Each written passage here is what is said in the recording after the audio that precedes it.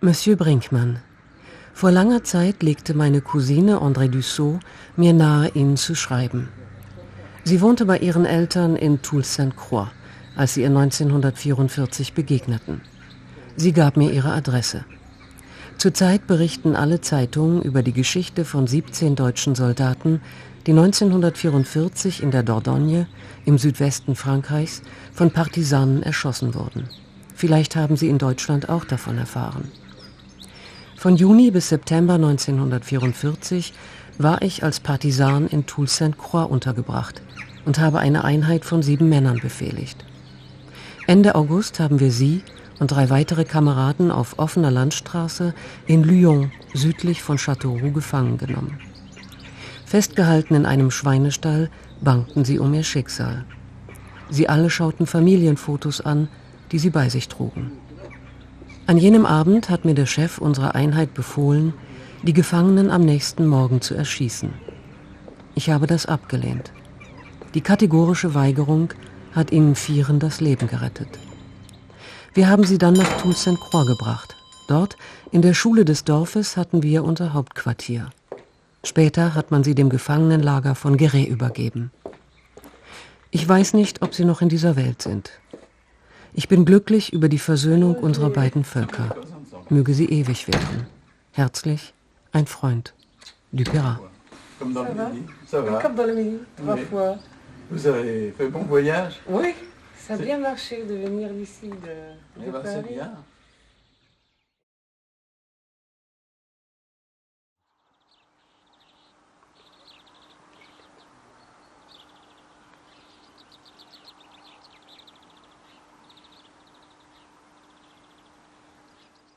On avait mis les 4 prisonniers dans la porcherie, ils pleuraient, ils regardaient les photos, ils avaient leur portefeuille, ils regardaient les photos de leur famille. Et moi j'étais dans la porcherie, à les regarder, là, quand le chef du maquis, Raoul Thomas il s'appelait, le chef du maquis est venu me trouver, il me dit « Demain tu formes un peloton d'exécution pour demain matin on les fusille ». C'est là que j'ai refusé.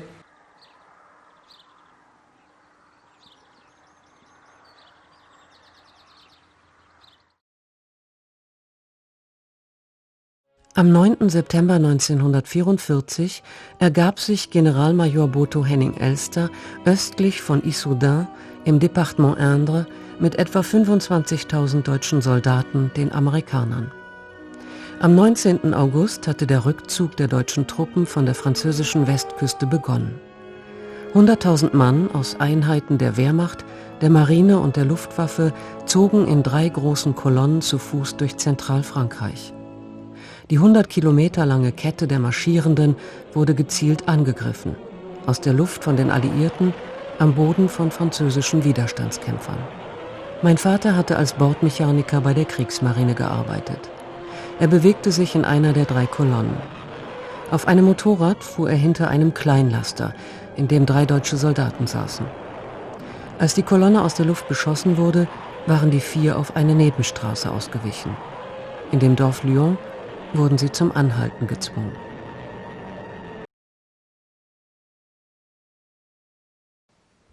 Militärischer Grad Sergent, Deckname Fleurquin, bürgerlicher Name Dupeyrat, Roger Charles, geboren am 14. Februar 1924 in Paris, im 15. Arrondissement. Als General de Gaulle im Frühjahr 1944 die Streitkräfte des Innern aufrief, zu desertieren und die Landung der Alliierten zu unterstützen, schloss er sich in Toul-Sainte-Croix einem Widerstandsposten an. À nos amours. À nos amours, à nos enfants, à nos familles. Oui. À ceux qui sont pas avec nous.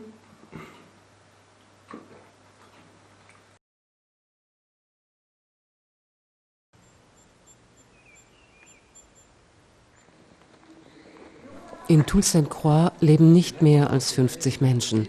Das einzige Restaurant ist geschlossen. Dafür steht die romanische Kirche aus dem 11. Jahrhundert offen. Roger hat dort am 15. Juli 1944 geheiratet, mit dem Maschinengewehr unter dem Arm.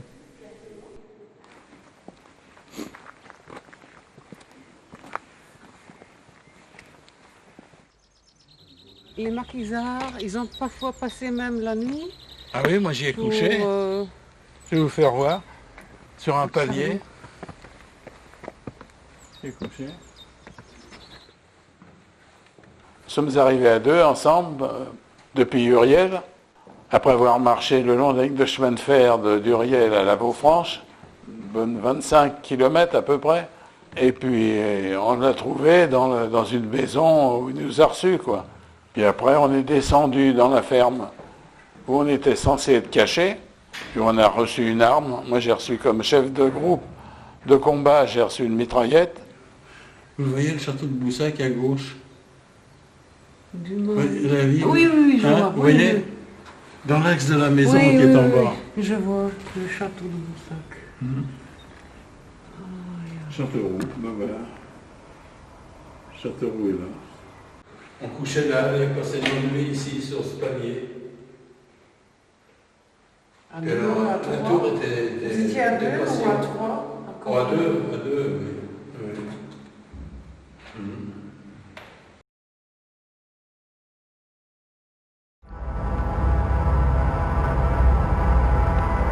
Hitlers Rückzugsbefehl, getarnt als Befehl zur Bandenbekämpfung, hatte Elster wie alle anderen Kommandeure am französischen Atlantik ohne Vorwarnung erreicht. Vor ihnen liegt nun eine hunderte Kilometer lange Strecke.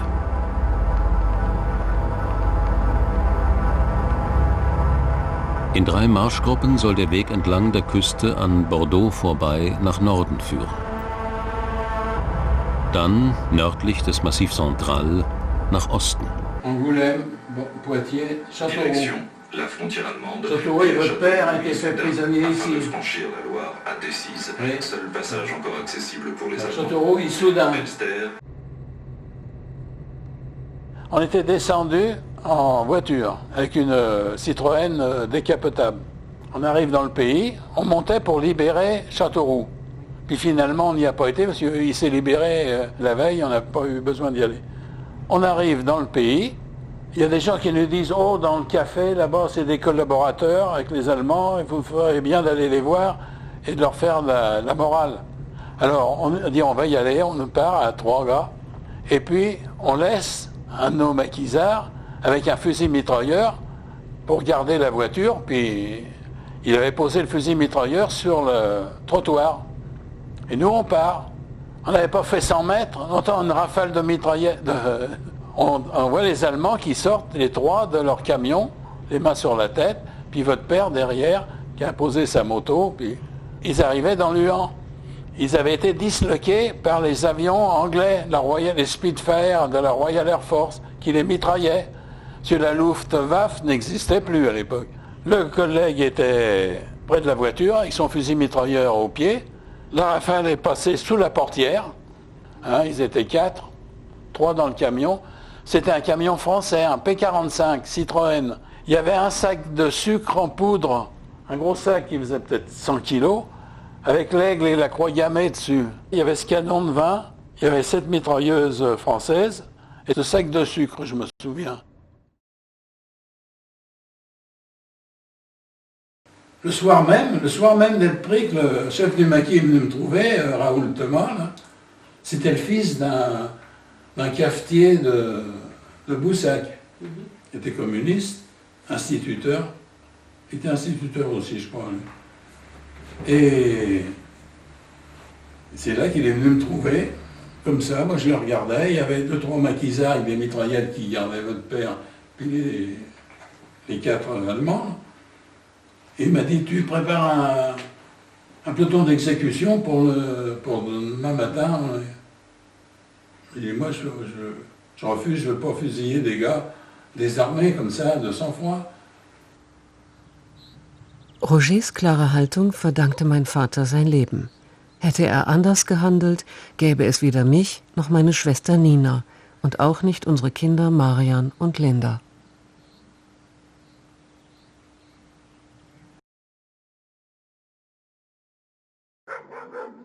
On est arrivé là dans la cour de l'école où votre père était prisonnier, l'emplacement où il a démonté sa moto pour la nettoyer, puis il a remonté, puis après il l'a essayé avec un gars du maquis derrière lui pour le garder. Et nous, on logeait dans le grenier.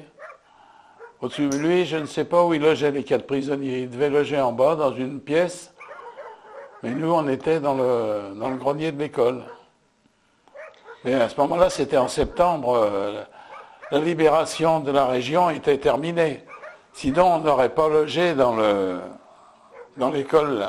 On logeait caché dans une ferme.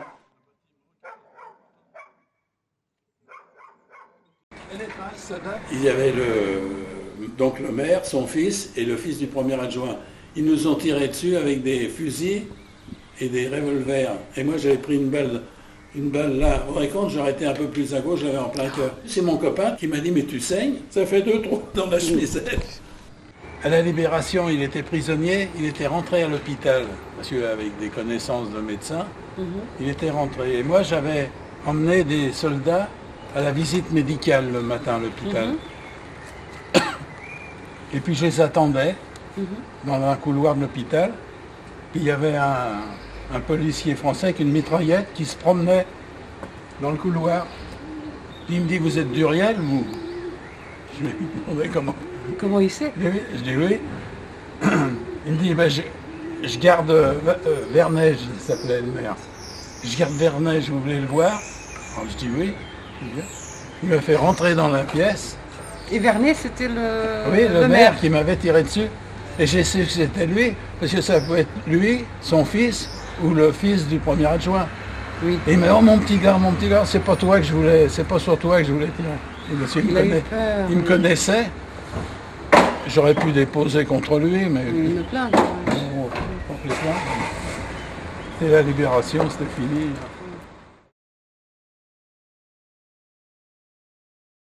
Roger ist nach dem Krieg zur französischen Luftwaffe zurückgekehrt. In den 50er und 60er Jahren war er als Besatzungsoffizier im Saarland und in Baden-Württemberg stationiert. Aufklärungsflüge entlang der deutsch-deutschen Grenze gehörten zu seinen Aufgaben. Als Pensionär ist er mit seiner Frau nach Uriel zurückgekehrt. Über sein Engagement im französischen Widerstand hat er mit kaum jemandem gesprochen. Bescheiden und geradlinig, konzentriert auf das Wesentliche, hat Roger von jenen Tagen und Wochen erzählt, in denen Amerikaner, Engländer und Franzosen das Ende der deutschen Besatzung erkämpften. An manchen Wegbiegungen der Landstraße zwischen Uriel und Boussac hat er sich an Geiseln erinnert, die von der Wehrmacht hingerichtet wurden. Dass er sich in einem bestimmten Moment weigerte, Menschen zu erschießen und so weitere Leben ermöglichte, ist ihm erst Jahrzehnte später wirklich der Rede wert gewesen. Als eines Tages in Südfrankreich ein Massengrab aus der Zeit des Zweiten Weltkriegs entdeckt wurde, nahm er Stift und Papier zur Hand, um meinem Vater, der zu dem Zeitpunkt schon nicht mehr lebte, zu schreiben.